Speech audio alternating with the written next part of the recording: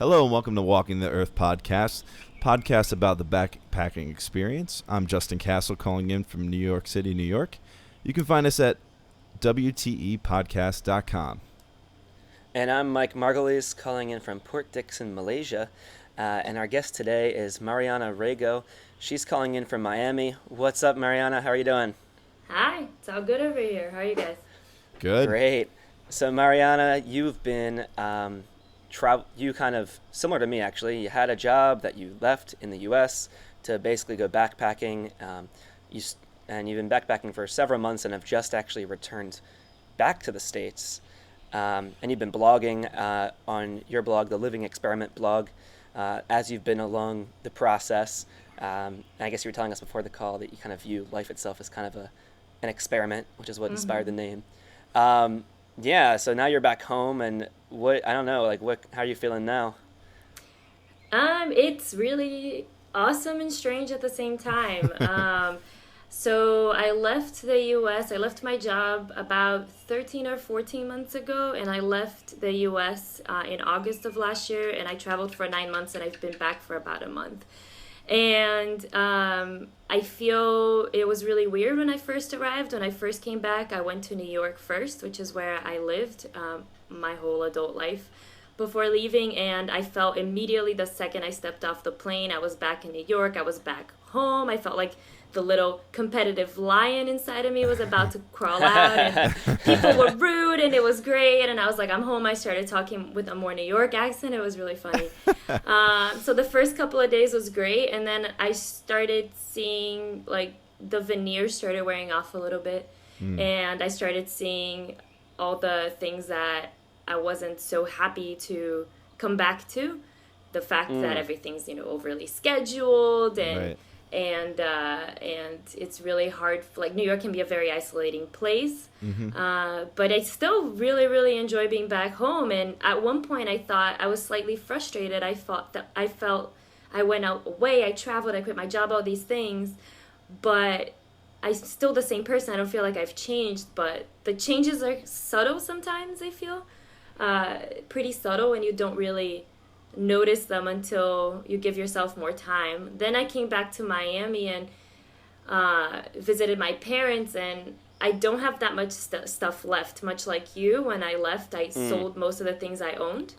Right. And then when I came back to Miami, though, I opened my closet where I had stored all the stuff that I had brought down here, and I was like, why did I bring this stuff? Like, why do I need a Clarisonic, and I have way too many shoes, and like my sock drawer doesn't even close right. I have so many socks. Like, that makes no sense. Like, I didn't need all this stuff. So I kind of had like this like impact of having a lot of stuff and trying to get rid of that. So it's funny. It's kind of an adjustment because I feel the same but different at the same time. And Same but different.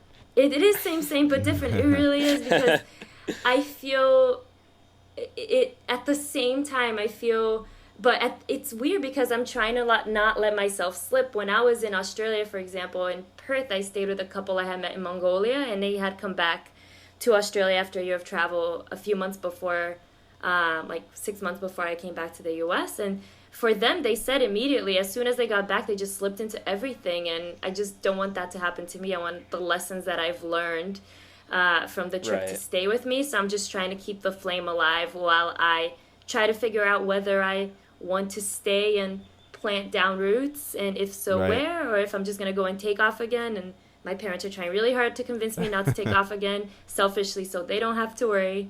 But we'll see. I don't know. It's kind of a strange state, but I guess life is about being comfortable in the strangeness, right? There's never going to be really resolutions, especially if you opt for a life like this. Well, yeah, life is all about change, and I agree with you. It's about, are you adapting to that change rather than trying to force it into something, I think. I'm in a similar place to you, I feel, in some ways. I'm not back in the U.S. right now, but having also traveled for, it's been several months now, 9 or 10 months now for me, and, at the beginning, it was very obvious. Yeah, traveling, this is what I need to do, and I've been traveling for this time, and it's been amazing and beautiful and wonderful, and it changed me in so many ways, which sounds like you've also had a similar experience. But it's funny because now I'm at this point where I'm like, okay, so now what? Yeah. And I love backpacking. Although even me, I found it's starting to get to weigh down on me. So I think even I need to at some point maybe put some roots down, like you were saying. I guess the thing that got me is like it's just you're having to constantly sort of meet new people, start over, and so I don't know. I think we talked about this briefly, but for me, my answer for now is like I'm still gonna be abroad, but just kind of maybe stay in a place for a while. I think I know where that place is. Huh? I think I know where that place is. Yeah, well, Vietnam is where I'm going for now to test it out. But if that fails, Chiang Mai. I would have said Chiang Mai first. That is my default answer for you. Both good choices. Yeah, have you been to Vietnam, to Saigon? Ho Chi Minh City? I have. Saigon was my favorite place in Vietnam. I think that is cool. Promising. I'm flying there on Wednesday. Yeah. You haven't been yet? No, I haven't. No, I've heard Vietnam. though that those are the two places where all the internet marketing sort of people go are Chiang Mai and Saigon. I know Chiang Mai very well at this point, so I figured I should get one. Yeah, it's good. I really liked it. It was really good. Like I felt after I was in China for a while, and I had to leave China because I started getting just a strange cough because of the pollution, even though I was liking it. Wow. And then when I went to Vietnam, and like at first I just was paralyzed when I got to Hanoi with all the traffic and the craziness. And we went to like a city, and I met up with some girls, and we just decided to travel together, and we ended up not surviving. That's too dramatic, but there was a flood where we were, and then we had to avoid like Hurricane Haiyan, and then we went to I'm from Florida because I said hurricane, right?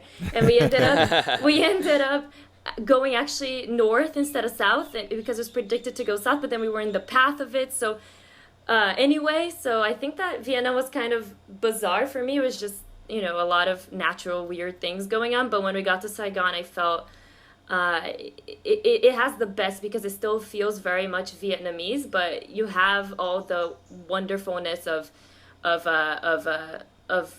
I wouldn't even want to say Western, but like a little bit of Koreanness, if that makes any sense. Okay. So a bunch of Korean it's got the pastry amenities shops that you're and used stuff. to. Kind of. But like it's right. cool. Like I mean, to me, it feels like home because I used to live in Koreatown in New York. It has like you can go and get some red bean filled pastry thing, whatever, at a place that is clean and.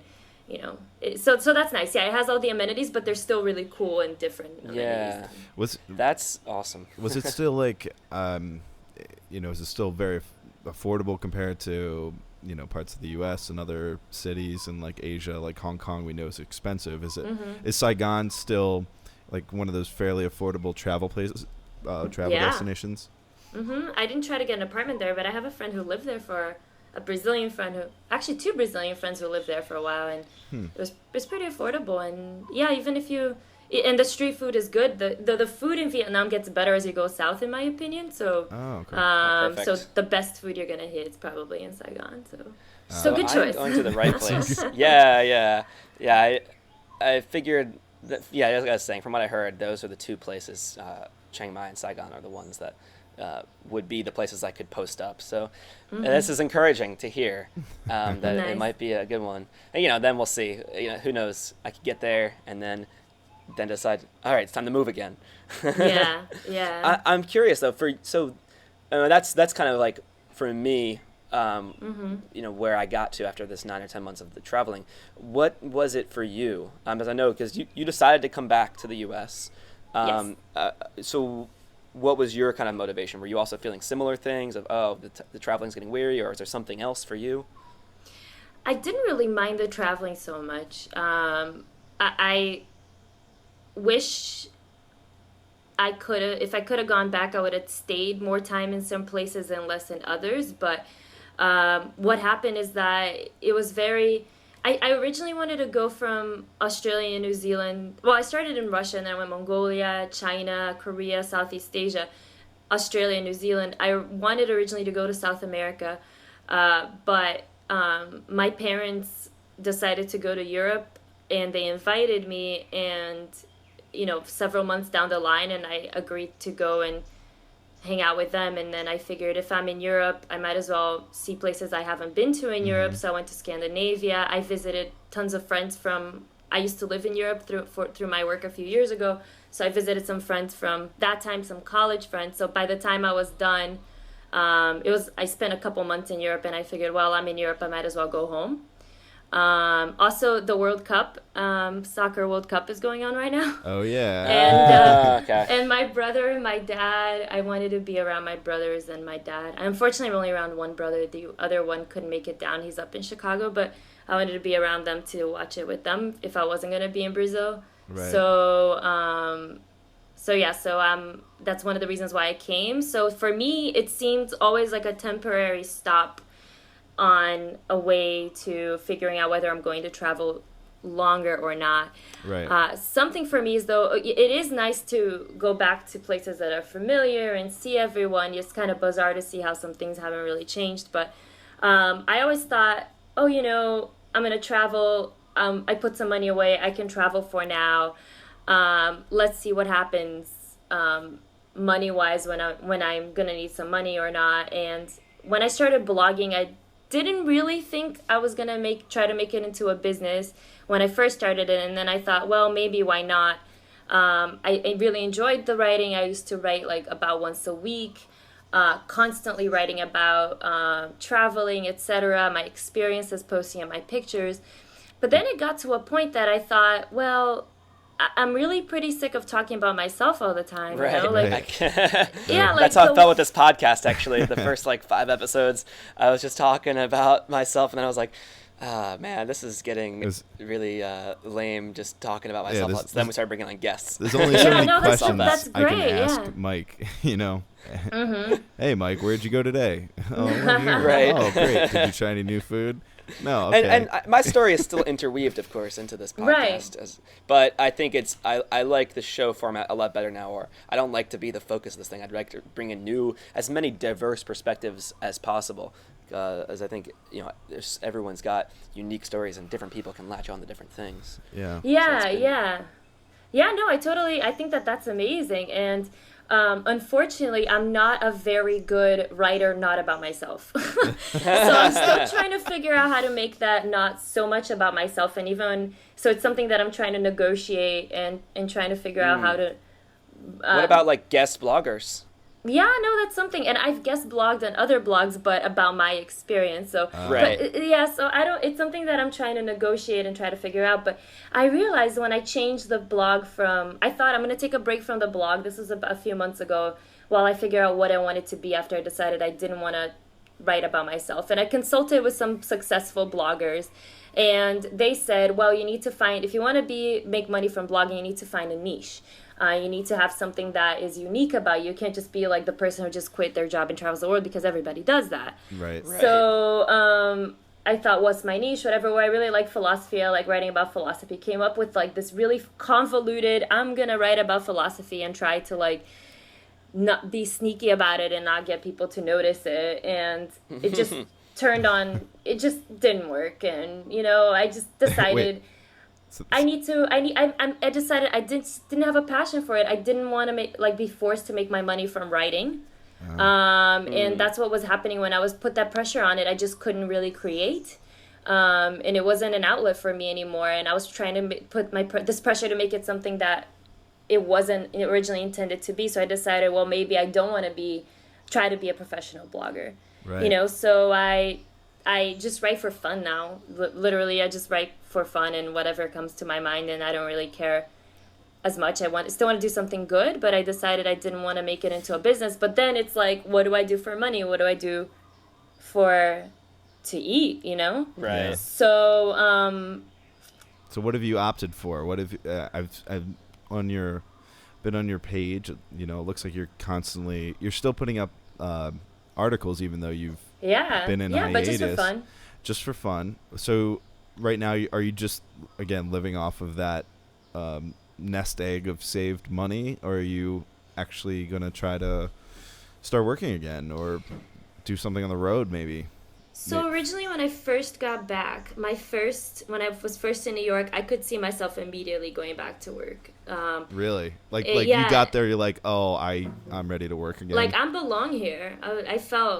I immediately felt like, I remember the part of me that I hadn't been thinking about for a year, and I was like, I could definitely jump back on the horse today. Yeah. But then with just thinking, I thought, well, but there was a lot that I wasn't enjoying about that anymore. And it all became really real when I had to sit down with my old boss, and he's like, well, you could get a job here if you want. And he's like, do you want it? And I froze a little bit, and I said, no, I really don't, Wow. Wait. So break it down for me. Were you dressed up in a business suit, sitting together, talking over, over coffee about this, or this is just a more of informal conversation? No, it was informal because he's like a second dad to me, and like, I love my dad a lot, but he's just kind of like a father figure, like a New York father figure. Yeah, and he had a lot of he followed my blog the whole time, like he would always read it, and I thought that was really nice. So when I was going into town, I said, hey, I'm coming by, and he's like, you should come by and say hello. So I did. So I was like in jeans. Like, I didn't even try. I was like in his office, but I was in jeans, and no, but I'm lucky that I have people who have believed in me along my career, and right.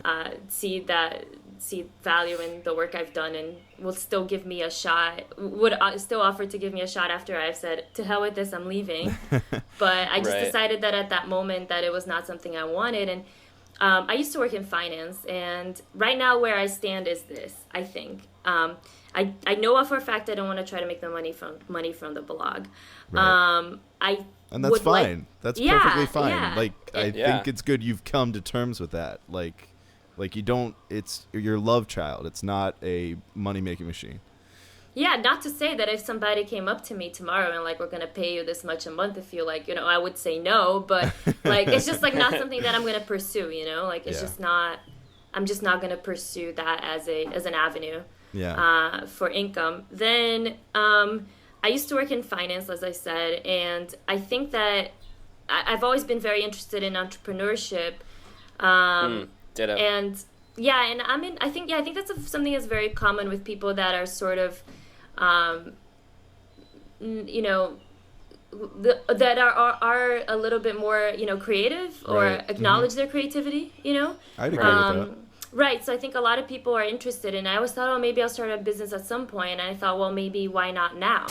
Exactly. So I'm in Miami, and Miami is a really strange and awesome place, and it's changed so much since I left. After I went to college in Miami. Miami's where I grew up and where I went to college, and it's changed so much in the 7 years since or I university left. for our international listeners.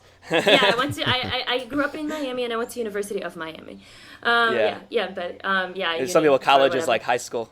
Right. Oh my God, that was confusing. so difficult. Yeah. So difficult with other people. College, they think you went to like, I don't know. Anyway, so I went to, so Miami has like changed a lot. And there's this whole new community that's sprung up around art, and in a really derelict area where the first time a friend of mine from college is like, we're gonna go grab drinks in this place, and he gave me a ride, and we got there, and I'm like, are you sure you're not going to kill me? This is terrible. It's like a bunch of warehouses, but it's like really cool bars, and there's a really nice art scene, and there's art everywhere, and there's really creative people, and like a coffee shop open there, and that's where everyone goes to work, and it's just like in the middle of abandoned part of downtown, and it's really cool. And then there's a couple incubators that have sprung up, and people are trying to bring their businesses. There's a lot of techie related things, but not really apps that say, that do one thing or whatever, but more like business to business or healthcare related or education related. People are coming down here and trying to start their businesses in Miami. So it's something that could be really interesting. And you're thinking of tapping into that possibly? Yeah, I've been having meetings with people here and there, and sit downs, and like I went to my high school happened to have a networking thing, and just the week I got back, so I went to that and I reconnected with a bunch of people. So just putting feelers out there and seeing. But I have another little trip planned, like about 6 weeks planned. Right. In about 2 weeks I'm leaving for 6 weeks, so I'm not trying. I'm trying to not make any decisions before that. I'm going to the West Coast to visit some friends, and to Portland to attend a conference. Mm-hmm. I don't know if you guys know Chris Gillibo, the Art of Nonconformity and all that stuff. $100 startup. He's having a conference over there. Oh. So I'm gonna do that stuff for a little bit, and I'm giving myself time. I think that's important to not just jump the gun and you know. So you're exploring entrepreneurial opportunities within the U.S. Right now within the U.S., it's something that I think after I come back from my West Coast trip, I'm gonna decide whether I maybe want to head down to Latin America. Yeah, because I'm originally from Brazil, and I have a bunch of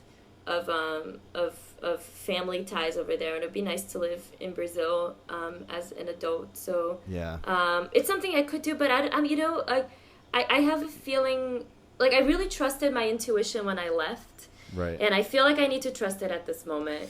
Right. It's important to not jump the gun, and I came back with enough savings that I'm okay, that I don't have to jump the gun at this very moment. I just didn't spend to the last penny, and I'm coming back with nothing. Right. Well, it's good. Go ahead, Mike. If you, Go ahead. I'm just thinking. Because what my brain kind of gets working on when I was hearing you talk. Because I'm in a similar position where it's like, I want to start, be an entrepreneur as well. Start a business of some sort. And I think, I was telling you, I'm deciding to go somewhere like a Chiang Mai or a Saigon kind of place. And for me, I think the name of the game is, as like you, I've got some savings that can last me some time. And so what I've landed on is, I want to go live somewhere where I can stretch the amount of time those dollars last. Mm-hmm. So living in a relatively lower cost of living place like Ho Chi Minh City or like Chiang Mai. Also a place where there are other people doing, that's where those kind of people are, so I can pick their brains a little bit. And I think that's the name of the game for me. I guess I'm curious, what draws you towards, say, doing it in the States or in Brazil versus somewhere like a Chiang Mai kind of thing? Are you looking for a different specific type of niche opportunity that is more is easier to start in, say, the Americas? Or I'm just curious for you what it is. In my time traveling, I met a lot of people that were trying to do something, and I met a lot of people that were just living the expat life in some place. Right. And they might start a business, but then they hire all Westerners, and then they just deal with tourists and et cetera, or they just stay at the beach. And that's not a life that interests me. Not saying that a lot of people do that. Not saying that everyone does that, but it's something that I think that I still like the States. I know a lot of people who leave don't. There's still things I like. And for me, that was really apparent, for example, when I was in Korea, for example, and seeing the country, going to the demilitarized zone and being reminded of this is going to sound really, really, really, I don't know, political, but and not of my politics actually, but but of freedom and freedom of speech and stuff like that we take for granted all the time. Right. Yeah. And that's something really prevalent. Look at what's going on in say Thailand right now, where it's very obvious they do not have freedom of speech, and people are if you search Thai coup on Twitter, and you can see every day people will be arrested for reading 1984 or for doing the Hunger Games. Wow.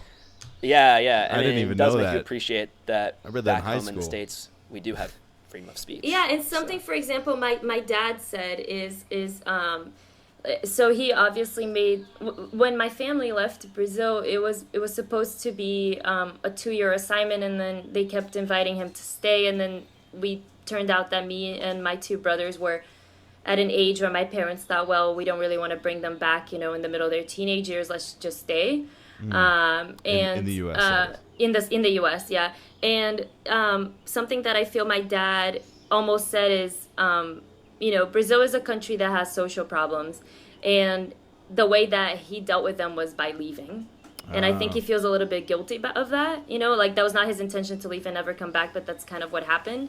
Right. And I kind of don't want to do the same, he's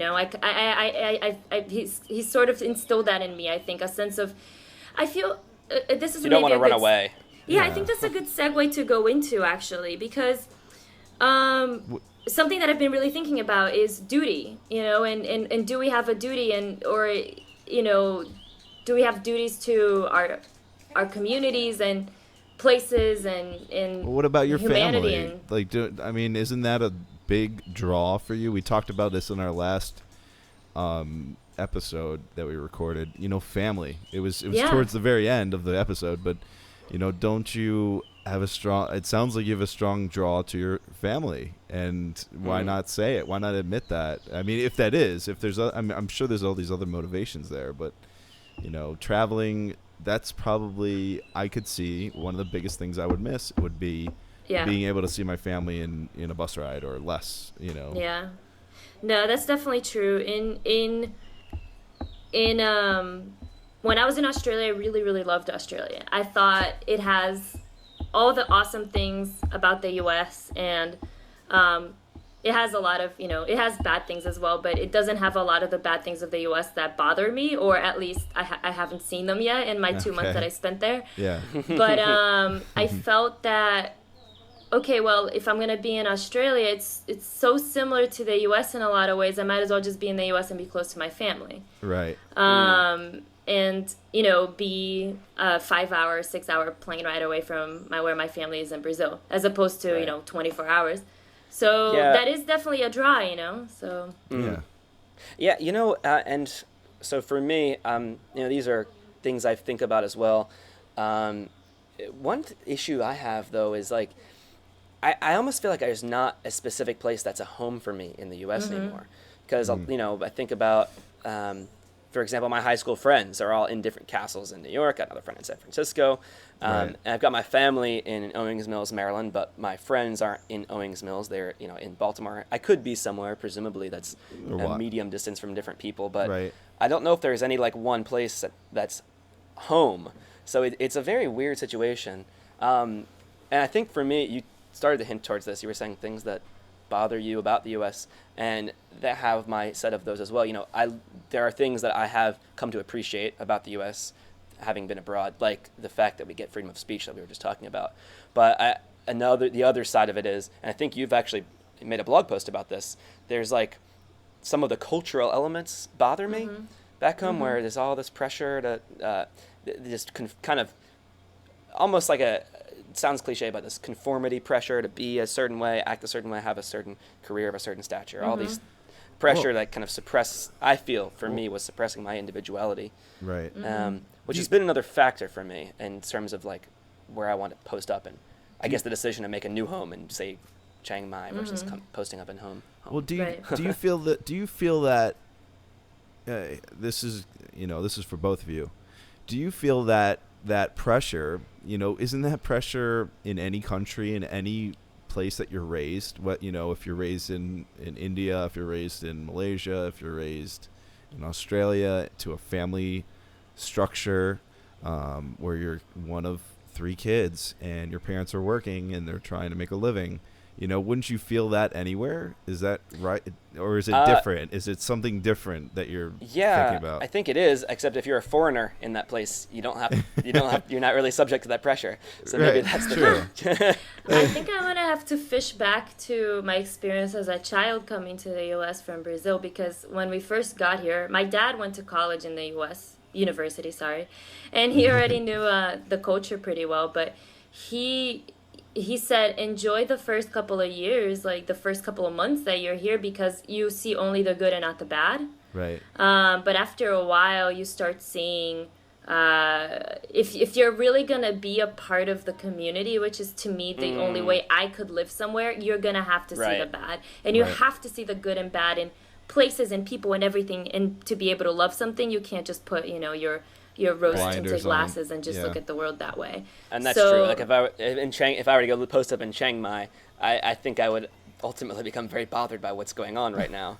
Yeah, Right. you would be a citizen. I don't know if you'd be one, but you'd probably eventually have to get some sort of I would be citizenship. subject to the laws, though, right? Yeah. I'm not going to be able to practice free speech. If I were to be in Thailand and talk against the military coup or anything like that, Right. that would be illegal. So, I would be subject to those constraints. Yep, absolutely. So, but something that I actually had brunch this morning with my best friend from high school times, and we've known each other since we're 13. And she went to university away from Miami, and then she came back, and she's been here since then. And it never crossed my mind that somebody who's come back to where they've lived and stayed here pretty much their whole lives would have these issues. And she said, you think I didn't have times that I wanted to leave Miami? I had to find a completely new group of friends about 3 years ago because I just didn't feel I could relate to anyone anymore. Right, yeah. And it's all about finding your people. And she said, this is great that, what you're doing. In my time in Miami, I've been meeting with people who are involved in the new entrepreneurship and the new art community. Right. And it's in finding those people is great because I can see, I'm seeing my city through different eyes. Right. And seeing how there's people who are here all along, and we're all just looking for each other. And it's sometimes you don't have to leave; you can find those people here. Yeah, That's true. So you can find your kind of people. So I can go back to the U.S., for example, and just find the kind of people I really exactly. click with. Yeah, you want to be somewhere where you connect with the energy, where it allows you to be productive and creative. But at the same time, you might have to work to find your people, and there are great people trying to make change, and and for example, I think that the cultural pressure you'll experience it once you've been in one place. You'll experience it anywhere. So coming from Brazil, I remember the set of cultural norms and pressures that are there. Right. And the one here, and for example, one of them that I thought was like my aunts, every time I would go down to Brazil when I was a few years younger, they would say, do you have a boyfriend? Do you have your boyfriend? Why don't you have a boyfriend? If I didn't have a boyfriend when I did, they'd be like, oh, great. But the whole thing was like, at one point I got so mad because that's the first question my grandmother would always ask when I called. And I got so upset. And then one point it dawned on me. This is what they view as the path to happiness. And they want me to be happy. They're not trying to make me fit in because of any other reason other than they want me to be happy, and this is the only path, or not the only path, but the main path they see, the path they followed, yeah. And I think that, like I said, hearkening back to what my dad had said about, there's a lot of issues here, and the way I dealt with them is I left. I think that, if we're gonna create a United States that's what we wanted to reflect, we have to be here. There have to be people here. We can't all be running away. Right. Not saying that you're, but we can't all just be traveling all the time. Like, some of us need to stay and eventually take up and be the voice. Leadership positions. Yeah, right. and be the voice and take up leadership positions and not only work against the system, but work with the system. So I think that if there's enough of us, which I think there are, we just all need to find each other, we can make better communities. And it's amazing to be in Miami. It really is amazing to be in Miami, to see it changing. Such a suburbanized city that, all about chain restaurants and with South Beach and just partying change right before my eyes. It's so incredible. And a lot of people are coming back, and so many people that they recognize they had a brain drain problem, and they're like, how do we bring all the smart people back? And it's amazing to see so many people come back. It's great. I might want to be a part of this. This is what I think I might want to be a part of, but I'm not sure yet. I'm not committing till later this summer. I'm very yeah. Put it off as long as possible. Yeah. Living with the parents helps cut the expenses. I'll say that. Yeah. Hey, Mom, Dad, can I have some eggs? Can I please wear your kimono? That's all really. I really appreciate that perspective a lot, actually, because the things I've been saying, I think what it comes down to is it's just easier for me to meet like-minded people when I'm abroad, right? Because the other backpackers are like-minded, and I also find the locals to be. It gives me that spark of something new and different perspective, and that also is really cool. So Mike, for me, like, being abroad is this awesome place where I find like-minded foreigners and really interesting new perspectives from locals. But I think what you were saying is just equally as valid, where, hey, you know what, I can go back to the U.S. And can find the people that are my kind of people, and maybe it's something to say for like you were saying, people who want to see maybe some cultural shifts, to come back and be that, be the change you want to see, and be that positive influence. I think it's a really cool cool thing. Yeah, Mike, I think that you're, when you're traveling, I think when you guys are both speaking, I was, collecting what you're saying, and I think that when you're traveling, you're in a prime state. Like, you're in a primed state where you're by yourself. I'm assuming, Mariana, that you were also by yourself traveling. Is that correct? Yeah, most of the time. Okay, so you're by yourself. You're meeting people. You're being exposed to all these different things. And that allows you to open your mind, because you have nothing to hold on to. It's just you out there. Yeah. So you either adapt exactly. and survive, or you go home and, cry in your bed. What are you going to do? But when you come back, I think you need that change. I think you need that exposure. Like, I very much envy the people who have had the opportunity to go travel and study abroad. In the study abroad program, I think that's an excellent thing. You get to see other places.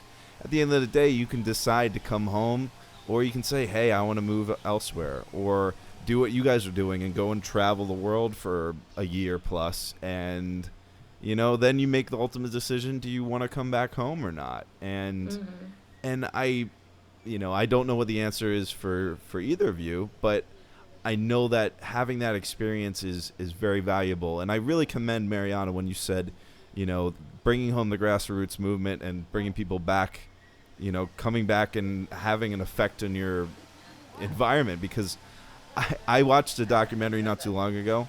It was about the financial crash, and it showed all the buildings in downtown. I think it was downtown Miami. Is that right? They built all these buildings, and they, all these real estate companies, they couldn't even fill them. And now here we are, what is it, 5 years later? Was it 2008? So like 6 years later, and there's some stuff starting to blossom again. So, it's just, I think you need that experience to be able to allow you to change, and then, make a decision. Yeah, something I've been thinking a lot about is that, like, anything can be a trap, right? Anything can be a trap. Like, consumerism is the biggest trap out there right now, right? Absolutely. That keeps us buying stuff and, like, Especially working in the US. more. Sorry?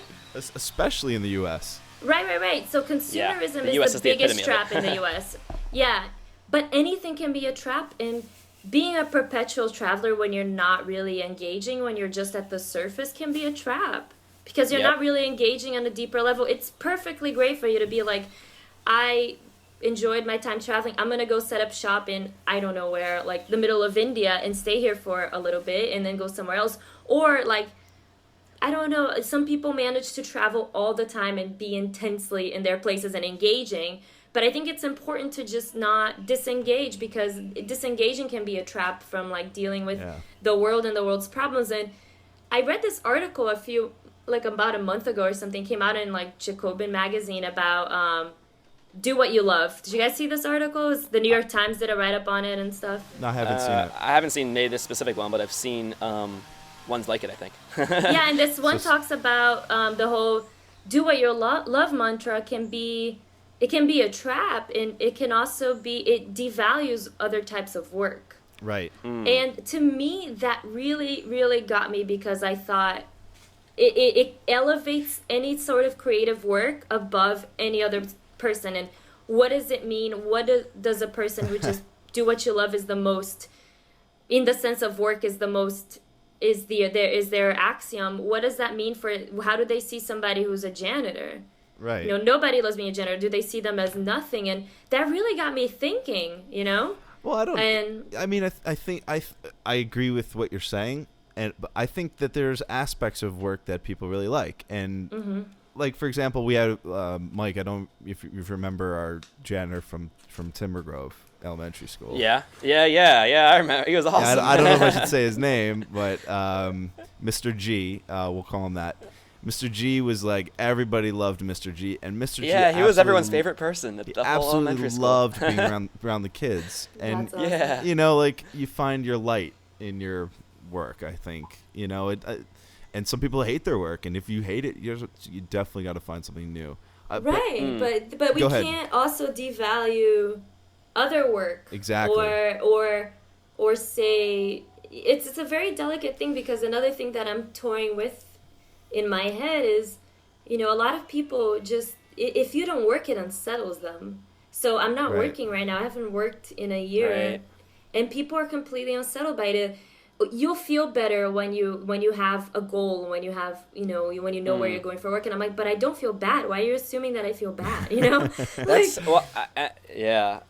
I can relate to that a lot actually right now, because that's kind of where I've gotten to my crossroads, so to speak, where, it's like I've been traveling for this time and it's been amazing and wonderful, but I'm like, that's where that now what question comes from, because I'm thinking like, okay, so where is this all going? And like you were just saying, I do feel like I need to have some sort of project or purpose. And I know my views on the meaning of life are ever changing. As they should be. Ultimately, what I know all along is I'll never know the answer, and there isn't really an answer. But so what that means, though, is it's kind of a burden where if there's no given purpose of life, and some people do believe there is, and that's great, but for me it's like I don't think there's necessarily an objective, because there's so many different views on it across the entire world. I don't think there's an objective view of what life's about, and so that becomes a burden of sorts, because it's on me to decide what do I want to do with myself. And I know that's a hard question, right? Like it seems like an overwhelming question, right? It is, and it's sort of, what the part that bothers me is I actually expressed these thoughts to like my dad the other day, a few weeks ago, and his response was, "Well, you just need to become a productive member of society." And I was kind of like, "That's so really funny coming from your dad." Yeah, and I was like, "Look, just I obviously this is coming from myself. I know I need to do something, but it doesn't mean just get a job for the sake of getting a job and just working for the sake of working. It's like the question for me is like, yes, I need to find something, some kind of project, something to do with myself, but I need to find a passion is what I need to do. And not just, it's not going to make me happy just to work for the sake of working, just to distract myself. What I really need to do is find a passion and work passionately towards that goal. And that's essentially where I am now. And so it's, I don't know, I guess it's like all these things that we were saying. It's, we do need to have something we're working for to we do feel kind of, I think that's where I've come now, is that there is a little bit of an emptiness. The goal for a while was just backpacking in and of itself. After that's run its course, it's like, okay, I need something.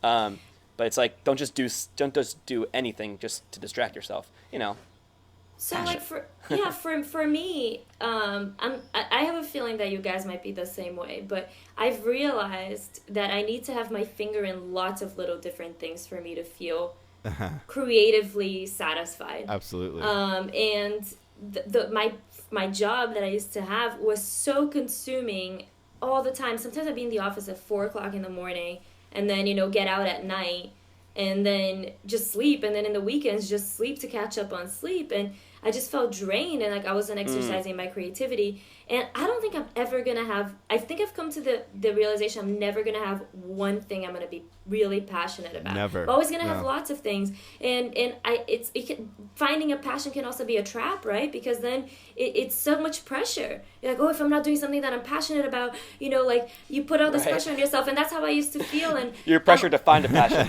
Right, and I'm always gonna be a walking metamorphosis. I realize, and you know what? And I think that in my goal, I think my stated goal I realized in life is that I want to have a life that I deem to be extraordinary.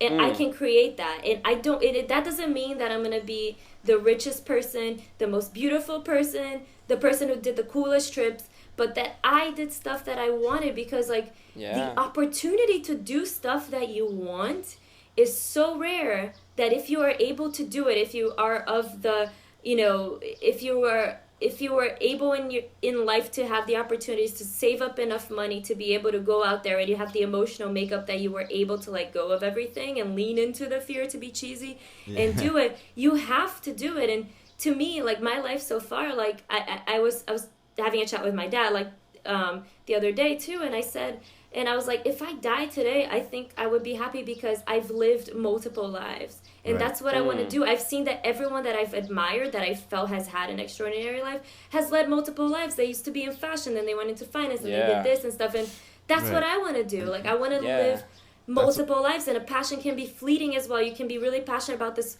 one project and work on it, and then it runs its course, and it's done, and that's it. And no hard feelings, it's just done. But that to me is my goal, and that's my guiding light, is that I'm creating the life I want to live, like my extraordinary life. And that was why I feel like I stopped feeling lost. Because and you follow the moment, right? It's like, and it's gonna like you were saying, it's gonna change, but and that's okay. You can have a passion, follow it to completion. Don't just half-ass projects, but finish and then get a new thing. Right. And like right now, I'm like, you know what? I'm in Miami.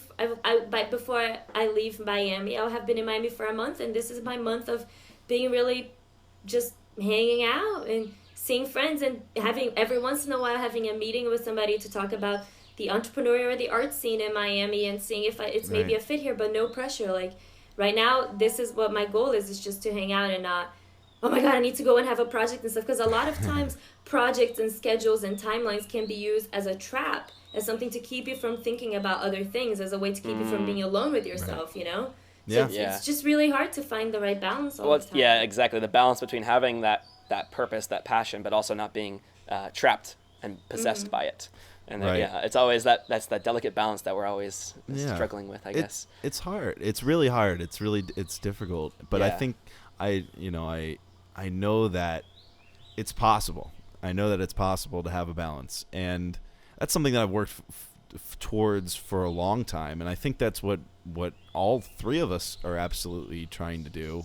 And I think you need that time to reset your mind in order to, going on a trip or doing whatever it is. If you're working a job where you're, that's all you do all day, and you're exhausted and you're not enjoying your life, and you need that trip to reset, absolutely. And I know that when Mariana, you probably feel this way, but I don't know. You tell me. But now you're back. I'm clear-minded. You haven't had to work for a year, and now you can actually react as you're doing something. Like, I feel good about doing this entrepreneurship thing, and I want to do this. I don't have to do it. You're doing it out of love, out of choice, and you can have that work-life balance. If a project gets overwhelming and you're like, holy shit, I'm not sleeping, I feel horrible, now you have the ability to back off of it and take the time to evaluate. And the trip, I think, was amazing, is that I feel like materially, I've never been somebody who's had a ton of stuff. I've always tried to be somewhat minimalist. I like nice things, but I've always tried to not have a lot of them. But traveling's made me realize, like, living out of the little suitcases has made me realize how much less than I even thought I needed I actually need. Yeah. And once you live out just a small backpack, you're like, oh, I don't need that much. Yeah. And I'm looking. I've been down in Miami for about 3 weeks now, and looking at my closet, I've worn like the same 4 things the whole time, and including shoes. Like, I wear the same shoes all the time. Yeah. And I don't even own a pair of shoes. Oh, really? I only have sandals now. In Miami, we call sandal shoes. Oh, okay. Yeah, I just have sandals. It's the only thing I have. Yeah, so now, having lived through that, and I'm like, how much money did I spend in this time I was gone? I'm like, X. I'm like, wow, including housing. I'm like, I can live on X or a little bit more than X a year. I don't need to be looking for a job that's making tons more money. I just need to be able to meet X. Or I think that's a key thing you learn backpacking is just how little it does take to get by. Right. And also have a great the time of your life. It's hard. If you are in the day-to-day struggle and you don't have the opportunity to go explore and do all these journeys that you guys are able to do, or just haven't done it yet, I just want people to know that it is. I've mentioned it before. I've worked with career counselors, etc. You can have that balance. You can have that work life hobby balance. It's possible. You don't have to work the job where you're level VP and you're working all the time, or you're like Mariana, you mentioned one of your previous jobs where you're traveling all the time, barely sleeping on the weekends just to catch up. You need to be able, you need to value, you need to put a value to your time. Mm-hmm. You need to be able to say, I value being with my family. I value doing my hobbies. I value doing comedy, whatever it is, and create a pie chart or create a simple little graph and put the amount of time that you're currently doing it. And there was this process called, I don't remember the exact process, but it's work-life balance. And then they had a foreshadowing chart, and you had to write different steps you had to take. So you took your time from what it currently is divided into to what you want it to ideally be. Like, I want to spend 6 hours a week with my family. I want to spend 8 hours a week sleeping, 8 hours a night sleeping. Okay, that means you can't work for 12 hours. You have to have a job that allows you to work for 8 hours, get out, not get phone calls, be able to go to sleep, not stressed out, and go to an improv show at night or whatever. Mm-hmm.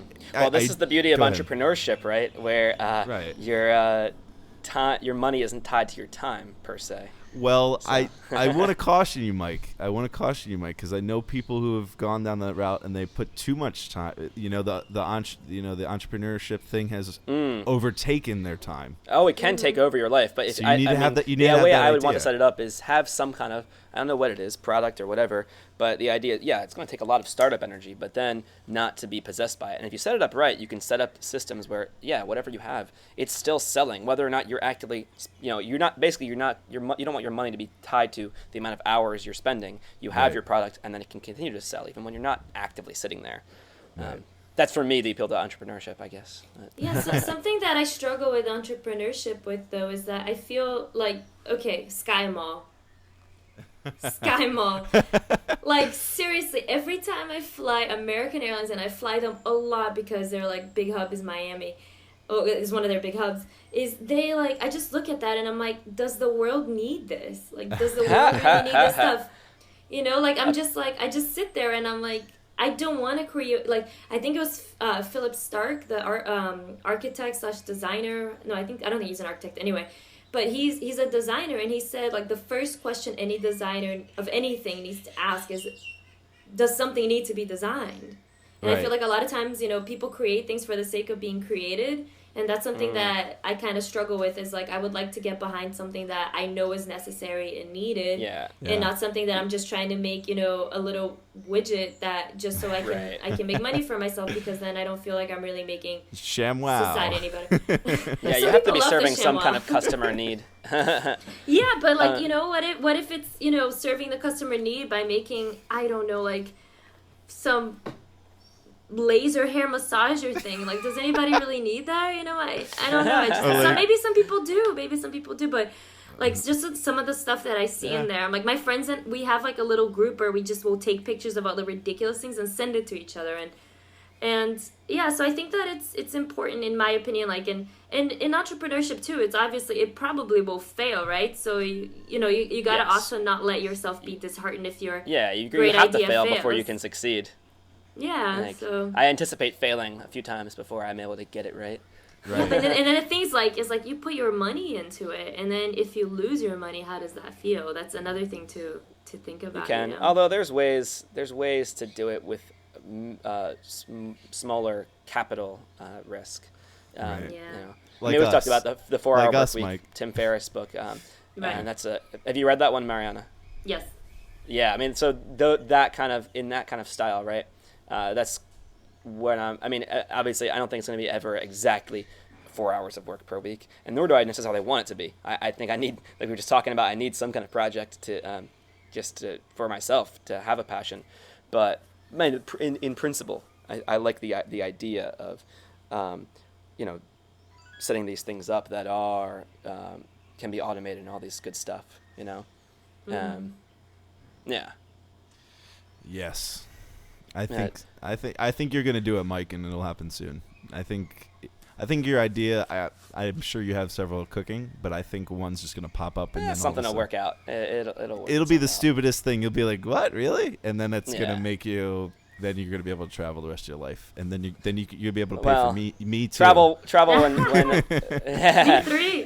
The three of us will go have margaritas or pina coladas. I hate to burst your bubbles, but my goal is not to make a ton of money. I just need to make enough money to get by for all three of us. Support my lifestyle. For all three of us, right? Well, and also put some away for old age, because it's important in the States. Is important, I think, to like something that I've thought about, like while I've been traveling, is I have not touched retirement money at all, because Social Security probably will not be there by the time you retire, and healthcare costs in the States are really expensive. So unless you're sure that you're gonna be somewhere really cheap for the rest of your life, I think you said you're in Malaysia right now, and I went to the hospital when I was in Malaysia for like a small dermatology thing, but I just kept getting these rashes, and in the whole treatment everything was $80, and I just laughed at how cheap it was. But obviously coming back to the States, nothing is that cheap, so it's important to, like, my goal is to make enough money to cover my